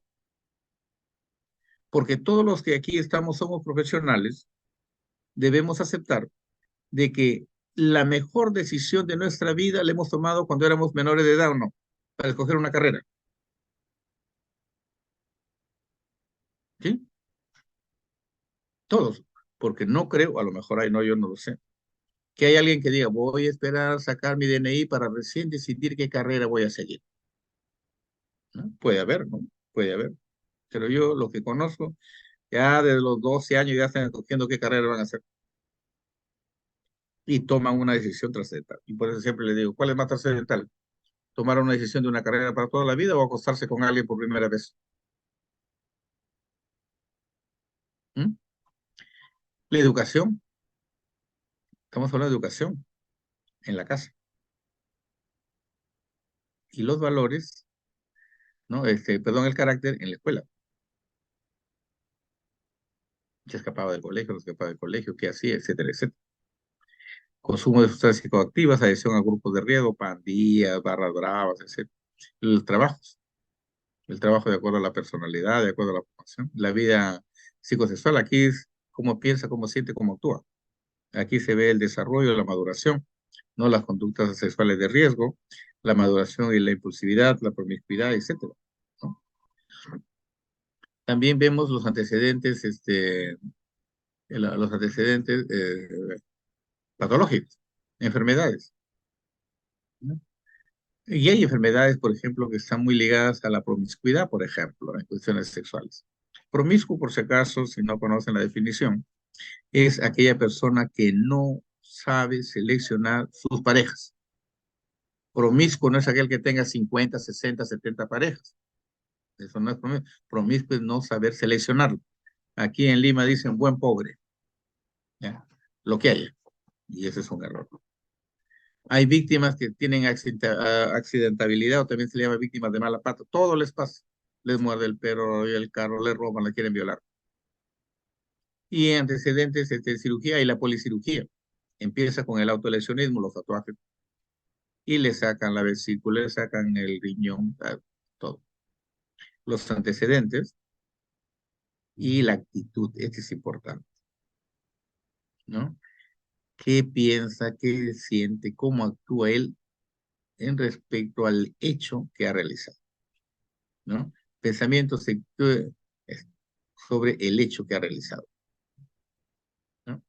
Las expectativas, el arrepentimiento, proyectos, por ejemplo, laborales, familiares, académicos, y las redes de apoyo familiar, social, ¿no? Y la historia familiar. Este es para ver la red de apoyo familiar, pues. Hay que ver cómo es el padre, qué relación tuvo con el padre, qué carácter, cómo la madre otro tanto, con quién se identifica más, no cómo ha influido el papá o la mamá en su forma de ser, cómo se lleva con los hermanos, la pareja, también, qué tipo de pareja le gusta, los hijos, si tiene hijos o no, si tiene a otro familiar significativo, las enfermedades familiares también es importante, o la actitud de la familia, porque la familia es la primera que te juzga, que después te ayude porque eres familia, estamos de acuerdo, pero es la primera que te pone ahí la mano. Yo veía un caso de un señor que lo estaba evaluando y me dice, le digo, y hábleme usted de su mamá, ¿cómo se llama? ¿Cuántos años tiene? Bueno, se va a hablar. ¿Y en qué trabaja? ¿Qué se dedica? ¿Qué relaciones ha tenido con usted? ¿Cómo se llevan? Etcétera, ¿no? Y lo veo que el hombre comienza a temblar. Le digo, ¿le pasa algo? Era un viernes, ¿no? No, doctor, me dice que pasado mañana es domingo. Y le digo, sí, al día siguiente el lunes y al que sigue el martes. ¿Cuál es el problema? No, dice, no, es que el domingo va a venir mi mamá. Y le digo, ¿y qué tiene que ver? Que no le gustaría ver a su mamá. No, sí me gustaría verlo. Y entonces, no, lo que pasa es que mi mamá me decía, no te juntes con fulano, ese anda en malos pasos, te va a traer problemas. No te juntes. Y le digo, ¿y usted le hizo caso o no? No. ¿Y qué pasó? Que me metí en problemas. ¿Qué problema? Que un día nos hemos puesto a tomar en un sitio determinado, la señora se fue a hacer sus cosas, ¿no? Yo me quedé con mi amigo tomando. En eso yo me voy al baño, me demoro, y cuando regreso, la chica gritando así despavorida que el hombre la había violado. Y por supuesto, ya había huido el amigo. Y como gritó la chica, vinieron los vecinos, lo agarraron a él, que había estado en el baño, y lo metieron preso por eso. Y obviamente la mamá dice, le digo, ¿y qué tiene que ver eso con la mamá? No, pues digo, si mi mamá, si no lo dejan entrar con su bastón, seguro que me va a agarrar a zapatazos. Porque la familia, que son redes de apoyo familiar, las redes de contención también, ¿no? Que nos va a decir qué ven ellos, cómo opinan del hecho, ¿no? Y los instrumentos, técnicas e instrumentos. En entrevista tiene que describirse qué tipo de entrevista utilizó. En los casos, hay entrevistas especiales para violencia familiar. A mí me gusta el Cheburú, ¿no? Hay otros. La observación de conducta también. La observación de conducta antes de la evaluación, durante la evaluación y después de la evaluación. Porque yo he visto varias veces personas que llegan durante la evaluación, se ponen a llorar y en cuanto termina la evaluación se van riéndose yo. Y tiene que señalarse qué test se han aplicado y cuál es el resultado de los mismos. ¿Sí? Porque después eh, viene una parte que se llama análisis e interpretación de resultados. Dice análisis e interpretación de resultados. Tiene que saber, por ejemplo, si voy a ver personalidad, se aplicó el test de Milon, ¿no? Y hemos encontrado tal errado, ya está. Yo ya sé cuáles son. Hemos encontrado distorsiones en la imagen, etcétera, para ver organicidad, por decir un ejemplo. O CI intelectual tanto, CI verbal tanto. Ya. Entonces, el resultado. Se analiza el caso en particular, tomando en cuenta obviamente la entrevista y los resultados de las pruebas. Porque una cosa es lo que me diga y otra cosa es las pruebas, ¿no? Y describimos los hallazgos de personalidad, inteligencia, etcétera, para que la conclusión sea sobre áreas que ya están determinadas. El manual de protocolos y también manual operativo. Inteligencia, organicidad, personalidad, que es la parte normal. Pero además, entre comillas, se hace el diagnóstico de tipo psicológico, que ese tiene sus propias características, ¿no?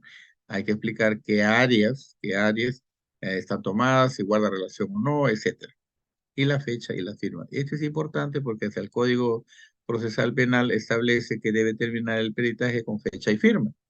Pero yo he visto un sinnúmero de certificados psicológicos que no llevan fecha ni firma. Tiene que llevar fecha y firma, ¿no? Entonces, ahora bien, ¿qué problema, vamos a salir de eso, qué problema nosotros hemos visto en las evaluaciones de violencia intrafamiliar, ¿no? Primero, que los oficios están mal dirigidos. No dicen el motivo. No dicen el motivo. Sirve hacer una pericia psicológica. Punto. No dice qué quiere saber. Y no es para, por si acaso encuentra algo, sino qué quiere saber y sobre eso voy a opinar, ¿no? Si eres una persona que dice que es impulsivo, le pega acá, hay que ver si tiene impulsividad, cómo están los niveles de impulsividad. ¿Es cierto? Que dice que toda la persona todo el tiempo para molestar. Ah, entonces ya sé, yo tengo que ver si esta persona tiene o no problemas de irritabilidad, por ejemplo, que está ligado a la epilepsia, se me ocurre a mí. Entonces me tiene que decir eso, ¿no? Otro de errores que vemos es que lo dirigen inadecuadamente y se van a otra dependencia.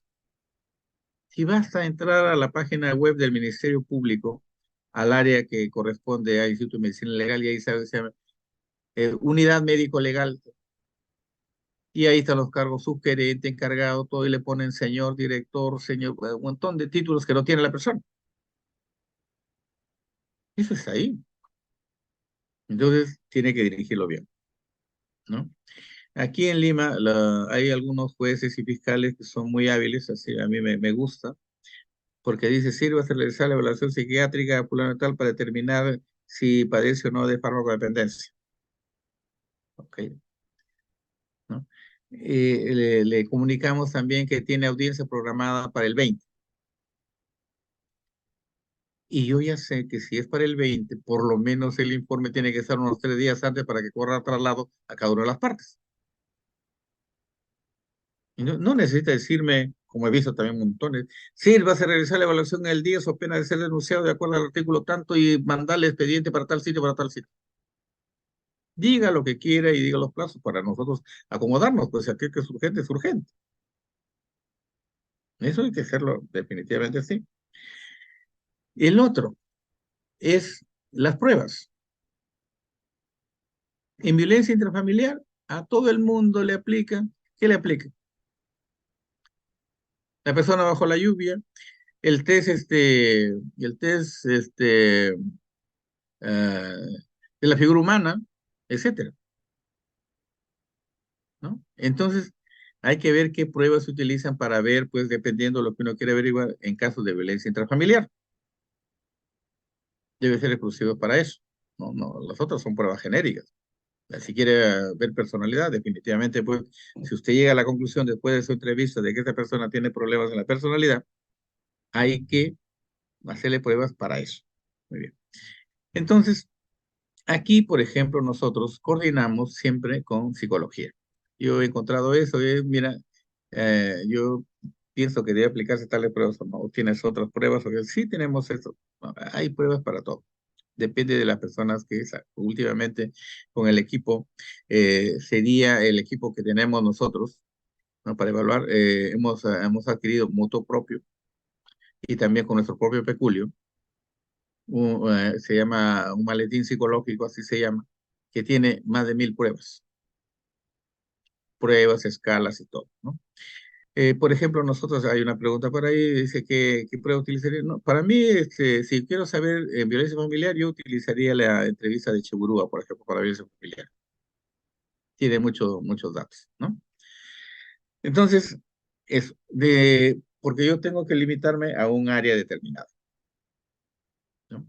lamentablemente por cuestiones de premura no tenemos nosotros tiempo de ir a ver el expediente, qué cosas, cuál es la denuncia, cuál es la respuesta, etcétera. Y tampoco tenemos la oportunidad de evaluar a los otros elementos que han visto la agresión, por ejemplo, los hijos. ¿Cierto? ¿Ya? Y ahora ya la violencia intrafamiliar, ¿no? Los psicólogos se han limitado ya a ver violencia intrafamiliar, ¿no? Ahora bien, dicen si los expertos son psicólogos en evaluación, en uso de pruebas. Eso es aquí en el Perú. En mi caso personal, por ejemplo, ¿no? En mi caso personal, yo también he estudiado psicología y manejo pruebas, ¿no? Y estoy autorizado para utilizar pruebas forenses, no se olviden, ¿no es cierto? Pruebas forenses. Y yo estoy autorizado como psiquiatra para utilizar pruebas forenses. También sé cómo se aplica un MIL o también cómo se aplica un WIS, un WISE, y lo sé.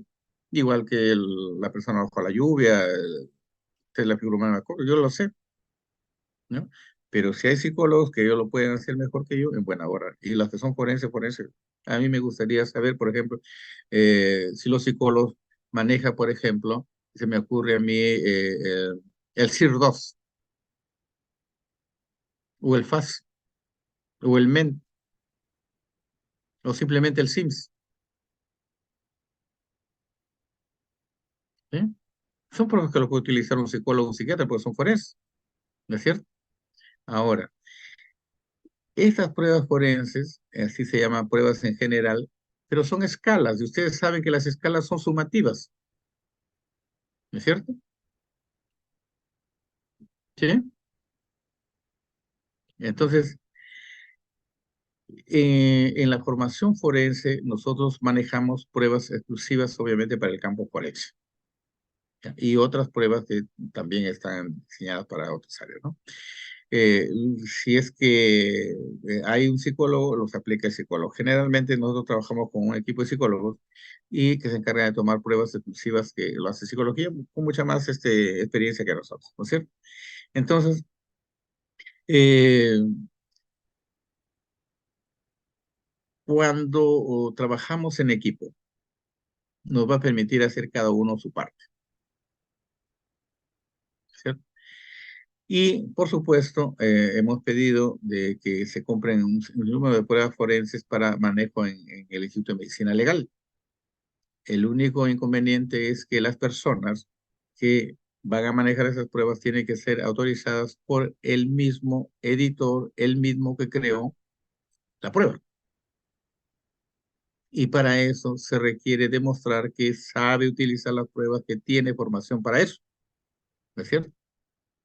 Entonces, dependiendo de lo que se quiere investigar, se van a utilizar las pruebas, ¿no? Es eso, ¿no? Ahora, otro punto interesante es que cuando uno va a emite un informe, ese informe tiene que sustentarlo,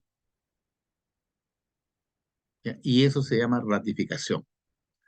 La palabra de ratificación viene del latín ratus, que significa dar por válido algo. Entonces, cuando yo voy, por ejemplo, yo veo que dicen, y me pregunta si me ratifico, no, ¿para qué me preguntas si esta es mi firma? No, no puedo. Ahí lo único que hace es sencillamente decir que reconoce ese documento. Y la verdadera prueba del perito es cuando comienzan a preguntarle y él responde por el método, la técnica, los hallazgos, etcétera, etcétera. Esa es la verdadera prueba, no el papel, es lo que usted sustenta. ¿Sí? Ahora, existen, por ejemplo, hay un texto muy bonito de México, en donde ha hecho un estudio completo de todas las formas de violencia intrafamiliar y cómo se tiene que demostrar o cómo se puede demostrar tal o cual cosa. y nosotros tenemos que aprender también en esas áreas, ¿no? Exclusivo para violencia, porque también hay para otras áreas, ¿no es cierto? Y en las otras áreas hay que ver eh, qué, qué prueba vamos a aplicar dependiendo de lo que nos han solicitado el, el, el operador de justicia, ¿no? Entonces, el trabajo en equipo nos va a ayudar algunas cosas, ¿no? Sobre nuestro trabajo, ¿no? Bien, entonces, ¿y por qué es importante una prueba de ese tipo? Porque los que nos conocemos la conducta humana somos psicólogos y psiquiatras. Unos conocen la conducta humana, nosotros la tratamos, si está alterada, ¿no?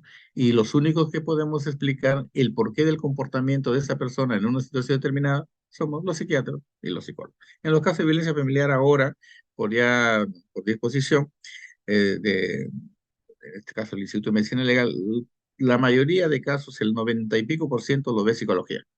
Solo en los casos en que se sospeche, por ejemplo, consumo de sustancias o alguna otro tipo de alteración, como trastorno de personalidad o alteración en la salud mental, ya lo vemos en psicología, son los menos. Pero como ese es de comportamiento, generalmente lo ve la psicología, ¿no? Y cuando se va a ver un informe, ¿qué es lo que se va a analizar? Recuerde que existen, los jueces tienen criterios para admitir o no una prueba, ¿sí? Entre ellos los criterios de Dover, por ejemplo, ¿no? Entonces hay que ver los criterios. Pero lo que importa aquí es que el peritaje, no importa que sea psicológico, psiquiátrico o médico legal, tiene que demostrar qué cosa. La técnica, el método primero, el método, ¿no? La técnica. Y si la persona, ¿no? Está capacitada en eso. Por ejemplo, ¿no? Puede haber alguien que sea especialista evaluando a niños y adolescentes en violencia sexual, pero no es especialista evaluando casos de violencia intrafamiliar, ¿no es cierto? Entonces tiene que ver cuál área domina, cuál área maneja, ¿no? Entonces, el método, la técnica. ¿Por qué? Porque el juez necesita saber, ¿no? El porcentaje de error, por ejemplo. Si he aplicado una TNO, ¿cuánto de porcentaje de error me da? Porque según eso yo voy a trabajar. Si me dice el 15%, yo no lo tomo en cuenta. Porque ustedes saben que el método científico acepta como máximo el 5% de error. En los casos de medicina, por ejemplo, el 97%, ¿no es cierto? Ahora, cuando se trata, por ejemplo, de maltrato psicológico, las cosas se complican. Porque no siempre las mismas personas o las personas reaccionan por igual ante un mismo estímulo. El estímulo puede ser igual para todos, pero la respuesta es diferente. Por ejemplo, vamos a poner a una persona que tiene un trastorno de personalidad disocial. Uno. Otro que tiene una depresión. Y otro que su mamá lo abandonó a los 2 meses y lo dejó botado en la calle. A los tres los vamos a agredir de la misma manera. Por ejemplo, le vamos a mentar la madre. Y la respuesta va a ser diferente en los tres. El que tiene trastorno de personalidad, en cuanto empieza la frase, se lanza al ataque.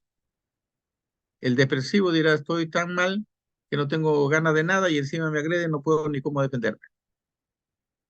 Y aquel que la mamá lo abandonó a los 2 meses de nacido y no sabe quién es, ¿qué sentirá cuando le insulte mentándole a la madre? Nada. Y como ve, el mismo estímulo no da respuestas similares en las personas. Entonces hay que ver la circunstancia o la situación en la cual ocurre el hecho, ¿sí? Entonces, no es lo mismo. Igual, una persona puede ser tranquilita y de repente tiene pues un arranque de gritar, de pelear. No todas son así, ¿no es cierto? Entonces, aquí en el maltrato psicológico es muy difícil, en algunos casos, por supuesto, probar que hubo un tipo de maltrato psicológico. Lo ideal sería si hubiera un testigo, que es más fácil. En el manual de protocolos del Instituto de Medicina Legal hay una escala que diseñé por el año 95 que me permite ver si dentro de la familia efectivamente hay violencia en esa familia. ¿Y qué nivel? Leve, moderado, grave, ¿no? Solamente viendo algunos aspectos. Por ejemplo, cuando yo le pregunto a la persona, le digo, señora, su esposo le ha agredido. ¿Eso fue en privado, delante de sus hijos, en público? Es decir, en su casa, en otro sitio o en cualquier lugar. No es lo mismo que me diga, no, cuando estoy solo me agrede, a que diga cuando está en público, porque los niveles de agresión, de violencia son más altos, ¿no? Porque ya no le interesa más. Cuando le agrede, siempre está A, con cólera, B, ebrio, C, drogado. Y yo voy viendo cómo es la violencia en esa casa. Y dependiendo de la respuesta que me da, se va sumando, se divide y sale el nivel de violencia dentro de la familia. ¿Qué hace usted ante eso? Entonces, ya tiene criterios, ¿no? Entonces, la descripción correcta, ¿no? Y detallada de cómo hace el maltrato, nos va a ayudar a nosotros a establecer criterios para decir que el relato que nos da la persona es creíble o no creíble, ¿no? Y pueden utilizar el más sencillo, el CABAS, por ejemplo, o sencillamente el CBCA, análisis de contenido basado en criterio, o la técnica que va a ayudar a ver los niveles de credibilidad de esa evaluación, ¿no? Entonces, pienso que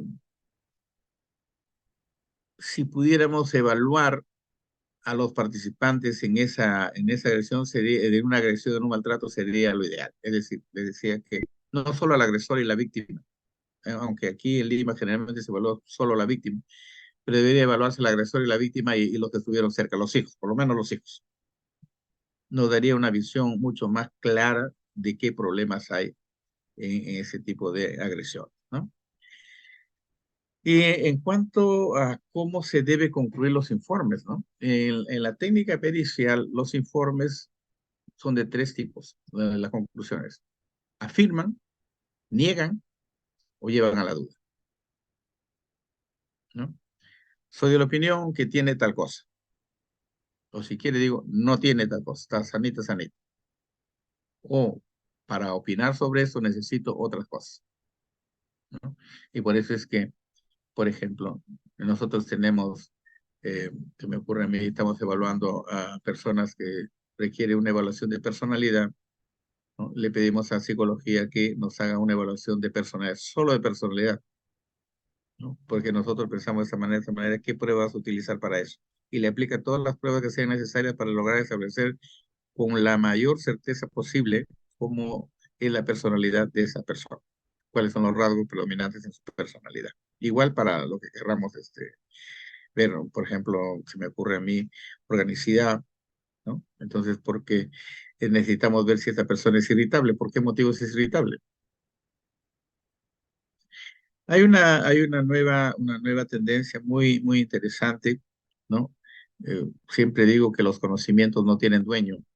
Los conocimientos son para aquellos que lo han aprendido y lo utilizan, ¿no? Que es lo que se llama ahora psicopatología forense, que está muy ligada a lo que se llama el neuroderecho. Ya no es porque lo veo que esas cosas, no, no, no, hay que ver cómo está funcionando el cerebro, ¿no? En relación a un hecho determinado, ¿no?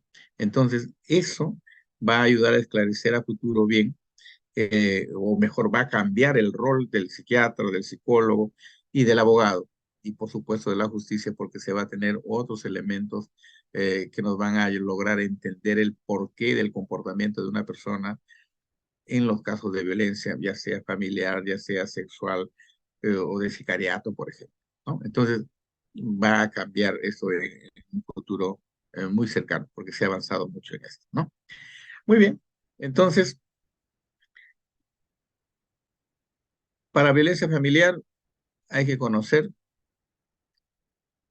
qué entendemos por violencia familiar, y que tiene formas. Violencia de pareja, violencia de padres contra hijos, violencia de género, hombres contra mujeres, etc. Entonces, conocer bien lo de la violencia. Conocer bien qué técnicas hay para entrevistar. Ver qué pruebas me van a ser útil para demostrar lo que estoy pensando, no hacerlo de rutina, eso no ayuda, ¿no? Analizar el caso con la mayor información que sea posible y concluir de acuerdo a lo que nos preguntan. Eso va a ayudar, ¿no? Y explicar el comportamiento del agresor y de la víctima en un momento determinado de su vida, que fue el acto donde hubo ese tipo de violencia. Muy bien, entonces, si hay alguna pregunta, a ver, vamos a intentar resolverlas. Excelente, maestro. Muchísimas gracias. Y a nuestros participantes que también están en estos momentos interactuando, les agradecemos. Si tienen alguna pregunta que realizar a nuestro docente, pueden levantar su manito, pero eso sí, siempre activando su cámara, si no, no se puede dar pase. Doctor, tenemos un participante con apellido Sandoval a través del chat. ¿Le puedo dar lectura, por favor? Sí, claro que sí. ¿Es posible que el psicólogo entreviste también a testigos para poder determinar el maltrato psicológico en la presunta víctima? El doc- Sería lo ideal, ya lo dije, porque me va a dar mayor información, me va a dar vista de otros ángulos, ¿no? Recuerde que nosotros también participamos en el evento de las otras personas, y el doctor Ponce Malaver dice que la maldad está en los ojos del que mira. Entonces, si yo tengo más información, me va a ver un panorama mayor para ver cómo es la violencia o el acto de violencia que estamos analizando, ¿no? Excelente maestro. Tenemos a Elizabeth, pero tiene que tener activo su cámara, si no, no puedo dar pase. Sandra, ¿cómo estás? Buenas noches, qué gusto saludarte. Adelante, ¿puedes activar tu audio? Sí, Bienvenido. buenas noches, muchas gracias. Lo felicito por su exponencia. Quisiera saber en la afectación psicológica, cognitiva y conductual, ¿qué rasgos característicos se establecen en cada una? ¿Cómo se mide? Y si los parámetros generales, mejor dicho, si las técnicas que se describen en los protocolos de informes de pericia son las que de manera general, como usted lo ha mencionado, el test del árbol, la figura humana, son las que se necesitan para determinar este tipo de efectos frente a la violencia ejercida Ujú. y también si las evaluaciones según el protocolo, según la guía de evaluación, se hace mediante sesiones, pero lo que pasa es que las denuncias y el número de denuncias son de tal naturaleza, tan numerosas, que los psicólogos hacen sus evaluaciones con una duración en una sola sesión, en 45 minutos. Entonces puede decirse en la actualidad el número de efectos, el número de pericias no logra determinar en las personas víctimas de violencia psicológica la existencia de afectación psicocognitiva ni psicoconductual, o sea, no hay afectación en esos aspectos. Ello se debe a que no utilizan las técnicas adecuadas, se debe a que el número de sesiones está dada por de repente una sesión o 60 minutos y eso no es lo razonable. ¿Cuál es el motivo por el cual las pericias psicológicas o es que el trasfondo de todo esto es otra causa, por favor? Le agradezco la Ujú. respuesta. Bien, bien. Le voy a responder, ¿no? Si alguien quiere que lo atienda mal, lo puedo hacer en 5 minutos, ¿verdad? ¿Quién quiere que lo atienda mal? Nadie. Tiene que tomarse el tiempo necesario. Todo tiene un tiempo, ¿eh? Es como si yo dijera, acabo de embarazar a mi señora, ya quiero que a fin de mes dé a luz, ya porque quiero tener mi hijito. No es posible, pues todo tiene su tiempo. Y tiene usted que conocer el hecho, tiene que conocer la vida de la persona, tiene que conocer las redes de apoyo social, cómo ve la familia el delito, etc. Entonces, se requiere un tiempo prudencial. En nuestro caso, por ejemplo, en psiquiatría, siempre evaluamos no menos de 3 sesiones, no menos de 3. Y por eso es que han visto ustedes que cuando trabajamos nosotros con los psicólogos que trabajan con nosotros mejor, ellos ya han distribuido primera sesión para esto, segunda sesión para esto, tercera sesión para eso. Y siempre evalúan en no menos de 3 sesiones. ¿Sí? Entonces, el que le diga que lo haga en un día, bueno, si él puede hacerlo en una hora, bueno, pues eso lo hará. Pero yo sé que la calidad no es la adecuada. Y por eso es que nosotros, por ejemplo, digo, no se puede. Ahí puedo mostrar los vicios, no se puede evaluar en una sola sesión a una persona.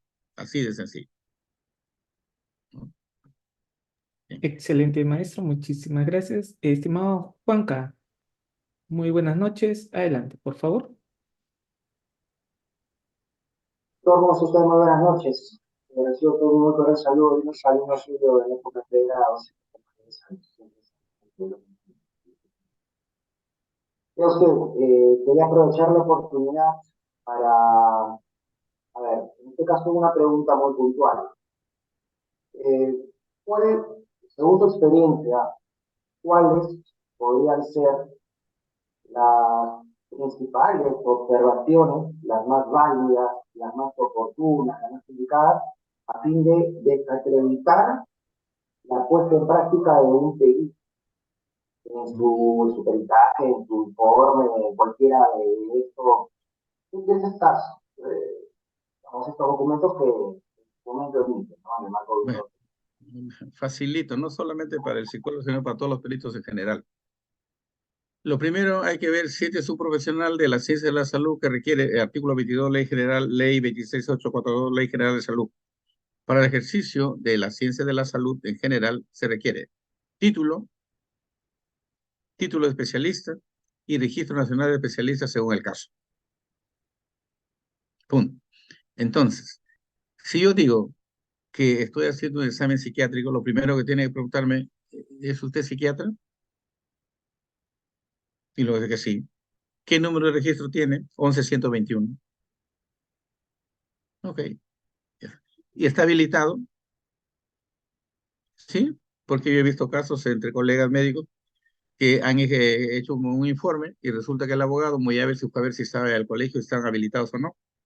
Y resulta de que no estaban habilitados y por lo tanto no pueden ejercer la profesión, ¿no? Segundo, hay que conocer si conoce o no el método. Si yo le digo que soy psiquiatra forense, usted tiene todo el derecho, pero ¿y dónde aprendió psiquiatría forense? ¿Quién le certificó para psiquiatría forense? Dice, por ejemplo, un abogado, obviamente un poco despistado, me dice, el doctor utiliza un instrumento que se llama protocolo de Estambul. Aquí en el Perú nadie enseña esas cosas. Y le digo, ¿solamente aquí en el Perú se estudia? Yo tengo un diploma en México en donde me habilita para hacer la técnica de entrevista a través del protocolo de Estambul. Entonces, tiene que probar, primero, que tiene la especialidad, segundo, quién lo ha acreditado, tercero, si está habilitado. ¿Mm? Eso es más que suficiente. Entonces yo le pregunté, ¿es usted psicólogo forense? No, ok, ya sé quién está trabajando. Porque saben, existe la especialidad de psicología forense, igual que, bueno, de psiquiatría. No hay psiquiatría forense en el Perú por diversas cosas, pero por lo menos psiquiatría sí. Entonces, en la acreditación del perito es donde se tiene que probar la calidad, la idoneidad del perito y segundo, la cantidad de conocimiento que tiene sobre eso, ¿no? ¿Qué formación tiene sobre eso? Y ahí se tiene que preguntar, ¿no? ¿Y dónde estudió tal cosa? Son los criterios de Dover aplicados a la medicina, pues, ¿no? Se ha publicado trabajos, artículos, etcétera, etcétera. Entonces, eso va a ayudar, ¿no? Y en la pregunta anterior, bueno, no sé si se contestó pues esa parte, pero también la pregunta anterior me olvidé que la afectación que dice se genera por cualquier causa. Por ejemplo, si ahorita recibieran una llamada que le dicen que se ha ganado la tinca, ¿cómo estarían? ¿Afectados psicológicamente o no? Afectiva, cognitiva y conductual. ¿Sí? Van a estar una alegría, una felicidad enorme que no se ve, van a estar pensando qué van a hacer con ese dinero que ganaron, y por último van a estar saltando en un pie o no. ¿Sí? ¿Están afectados psicológicamente o no? Y si la pareja le dice que sí, la enamorada le dice que sí, ¿van a estar afectados psicológicamente o no? Entonces hay que aprender a delimitar las cosas. Es muy amplio el término, muy amplio, ¿no es cierto? Entonces hay que ver cómo altera el funcionamiento de una persona tal o cual actividad. El ejemplo que les puse. Si a mí me insulta, me agrede inventándome la madre, ¿cuánto me ha afectado eso? ¿Qué he dejado de hacer por eso? Me he puesto triste, me he puesto con cólera, ya no he ido a trabajar, no quiero comer por eso. ¿Cuánto? Ese hecho, ¿no es cierto? Entonces hay que ver. Igual, el que me haya mentado la madre, afectación cognitiva, ya me cambió mi forma de pensar. Pero lo cognitivo es los pensamientos. Ahora ya no pienso bien porque me mentaron la madre. Eso no es cierto. Entonces, se debe replantear qué cosas generan un impacto en la persona que modifica su conducta, ¿no? Para lograr establecer si hay o no una afectación, ya sea pues emocional, afectiva, en pensamiento o en todo, en conductas, ¿no? Bien. Excelente, maestro. Tenemos un participante que no se le puede visualizar. Si puede, bueno, proyectar bien su cámara, por favor. Solamente se le dé la frente porque necesitamos ver quién es que va a preguntar. Y si no, damos pase. A ver, tenemos una pregunta final, doctor, referente a Gloria. Doctor, ¿qué diferencia hay entre psicología clínica y psiquiátrica según su conducta psicótica? Bueno, primero las dos ciencias son diferentes, ya dije, la psicología es una rama del comportamiento, la psiquiatría es una rama de la medicina. Y en cuanto al psicótico, depende pues, si está en fase activa, es decir, o está controlado. Porque si está estabilizado o controlado, esa persona es funcional, ¿no es cierto? Yo conozco personas con esquizofrenia que trabajan y los cuidan obviamente cuando están en crisis. Entonces, depende en qué momento. Una persona con diagnóstico de esquizofrenia, por ejemplo, no es imputable toditita su vida. Será inimputable para un caso determinado, para un hecho determinado. El resto depende. Y nosotros sabemos que la persona que tiene un trastorno mental, no todo el día, las 24 horas del día, está alterado. Mire, le voy a poner un ejemplo. Yo tengo un paciente psicótico que un día le quita un chocolate a su compañero. Y yo le pregunto, ¿qué pasó? ¿No? Y me dice, no, doctor, no sabe usted que él es el cocinero de Wellington. Y yo, sí. Sí, pues doctor, y con ese chocolate le va a dar comida a su tropa si me va a ganar, porque él se quería Napoleón. Y entonces obviamente se da cuenta que esa persona está psicótico y que no hay nada que hacer ahí. No se da cuenta lo que es y lo que dice. Pasó un tiempo y el mismo paciente le volvió a quitar un chocolate al otro, ¿no? Entonces, ¿y ahora qué pasó? ¿Qué cree que me dice? No, doctor, esos son chocolates con leche y a mí me gustan los chocolates de leche, doctor. Como ve, en el primer momento no se daba cuenta de lo que decía o hacía y en el segundo se da perfecta cuenta de lo que hacía o no. ¿Es cierto? El loco es loco, pero no tonto, por si acaso. Si no, díganme ustedes, a ver, díganme, ¿cuántos casos de pacientes psiquiátricos, locos le llamamos nosotros, que están por la calle, conocen ustedes que lo haya matado un carro? Yo no. Pero ¿cuántos casos de inteligentes médicos, ingenieros, abogados, psicólogos conocen que lo ha matado el carro? Entonces loco es loco, pero no tonto, ¿verdad? Porque su locura le da un síntoma que se llama hipercaptación. no deja pasar detalles. Y por eso es que nunca lo mata el carro.